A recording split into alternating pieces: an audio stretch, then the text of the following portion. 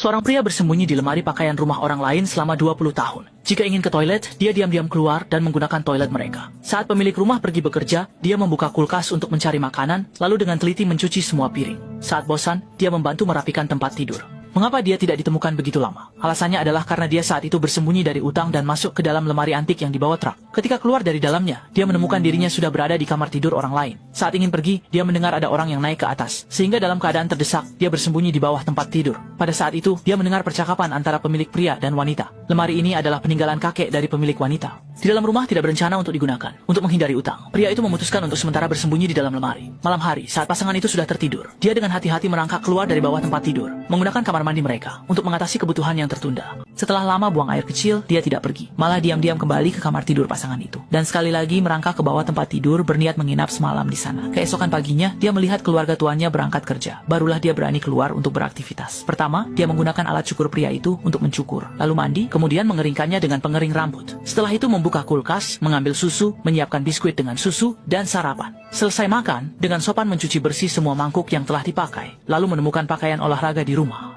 Yang lebih mengejutkan adalah, dia juga menikmati hidup, memilih sebuah musik yang dia suka, dan apa yang dia lakukan selanjutnya lebih sulit dipercaya. Dia terlebih dahulu menggeser lemari antik, melepas pintu lemari putih di belakangnya, lalu melepas papan belakang lemari antik, sehingga kedua lemari itu bisa saling terhubung. Saat itu dia mendengar seseorang pulang, jadi dia cepat-cepat menggantung kembali pakaian.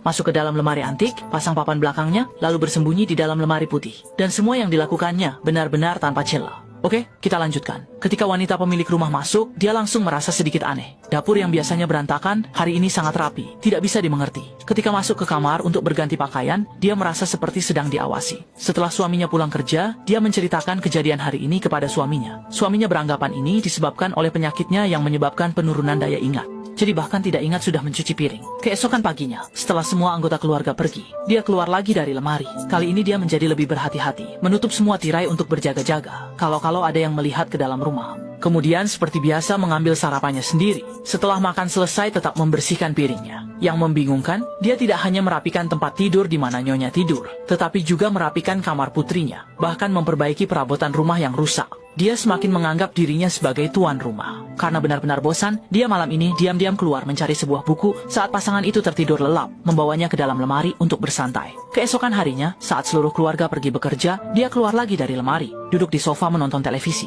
Saat sedang mencuci piring, nyonya rumah kembali. Dia segera mengambil biskuit dan air, lalu diam-diam kembali ke kamarnya. Baru saja keluar dari kamar utama, dia bertemu dengan Xiaomei, putri keluarga tersebut, dan perlahan-lahan mundur kembali, berpikir bahwa semuanya sudah hancur. Namun tak disangka, Xiaomei mengira dia hanya berhalusinasi dan berbalik menuju kamar mandi, membuatnya merasa lega. Tetapi keesokan harinya, sebuah panggilan telepon dari nyonya rumah ke ibunya membuatnya kembali takut berkeringat dingin. Nyonya rumah memberitahu ibunya bahwa sepertinya ada orang keempat di rumah. Ketika dia mendengar ini, dia merasa tidak bisa lagi bersembunyi. Namun perempuan itu lanjut berkata, mungkin itu adalah bayangan kakek yang sudah meninggal bertahun-tahun lalu. Ternyata hanya alarm palsu lagi. Tapi baru saja selesai berbicara, dia mendengar wanita pemilik rumah membuka lemari, lalu duduk di dalam lemari, mengucapkan sesuatu yang membuatnya ketakutan. Ya Tuhan, saat itu dia ketakutan sampai hampir ngompol, tidak berani bernapas. Tetapi situasinya berubah. Sejak kecil, nyonya rumah suka duduk di lemari dan menceritakan perasaan hatinya. Semakin sedih ketika menceritakan teman masa kecilnya. Pada saat itu, dia tanpa sadar menggores papan kayu, ingin menghibur nyonya rumah, tetapi malah membuat nyonya rumah terkejut, dan dia sendiri juga terkejut.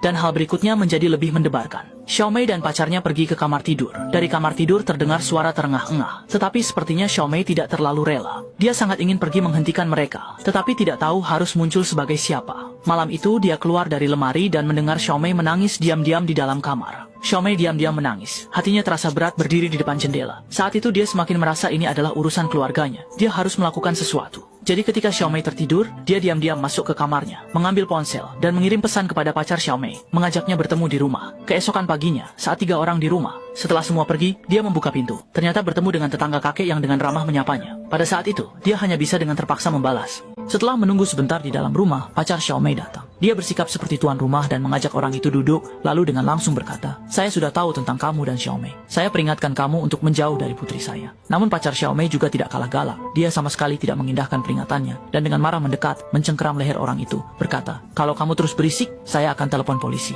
Jika kamu minta uang atau mengganggu Xiaomei lagi, aku akan membuatmu menderita. Menghadapi situasi ini, orang itu juga ketakutan dan berjanji tidak akan mengganggu Xiaomei lagi. Harus diakui, pada saat ini, dia memang seorang tuan rumah yang cukup bertanggung jawab. Suatu hari, nyonya rumah kembali ke rumah lebih awal. Dia duduk di samping lemari pakaian, berbicara sendiri, mengungkapkan isi hatinya. Bagi dia, lemari ini seolah-olah menjadi sudut spiritualnya sendiri.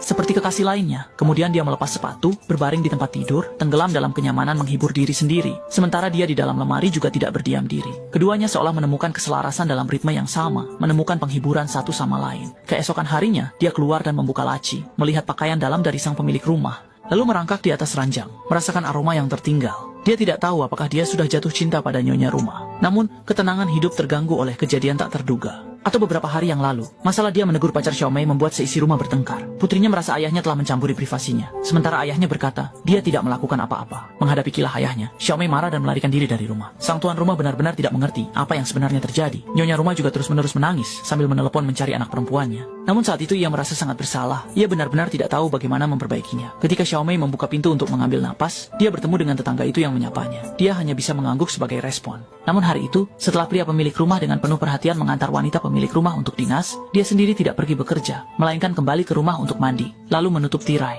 Dia merasa ada yang aneh, jadi diam-diam mengintip dari celah pintu, dan tak disangka pria pemilik rumah membawa seorang wanita asing pulang. Dia bersembunyi di lemari mendengarkan sepanjang malam. Suatu malam dia juga memikirkan hal ini lama sekali, merasa dalam hati bahwa perilaku tuan rumah ini sangat tidak bermoral. Bagaimana bisa dia bertanggung jawab pada istrinya seperti ini? Tengah malam dia keluar melihat pasangan di atas tempat tidur, bahkan tidak tahu harus mencuci mangkuk. Rumah ini sudah berantakan oleh kedua orang ini, dia harus melakukan sesuatu. Setelah kedua orang itu pergi pada pagi hari, dia langsung online mencari cara membunuh yang canggih. Metode ini juga sangat sederhana. Dia mengambil 2 botol plastik dari lemari es. Potong di tengah, lalu tambahkan sedikit daging sebagai umpan, letakkan di bawah pohon besar di halaman. Tidak lama kemudian, beberapa lebah masuk ke dalamnya, lalu masukkan lebah-lebah itu ke dalam tong sampah, dan tutup dengan rapat. Saat waktu pulang kerja, pria itu kembali membawa wanita itu pulang ke...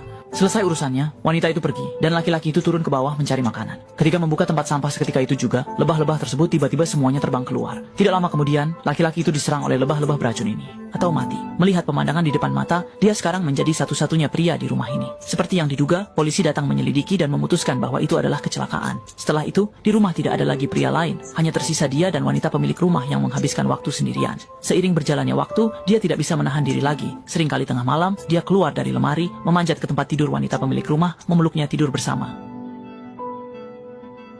Tentu saja, nyonya rumah juga sudah mengetahui semua ini. Hanya saja dia membiarkannya.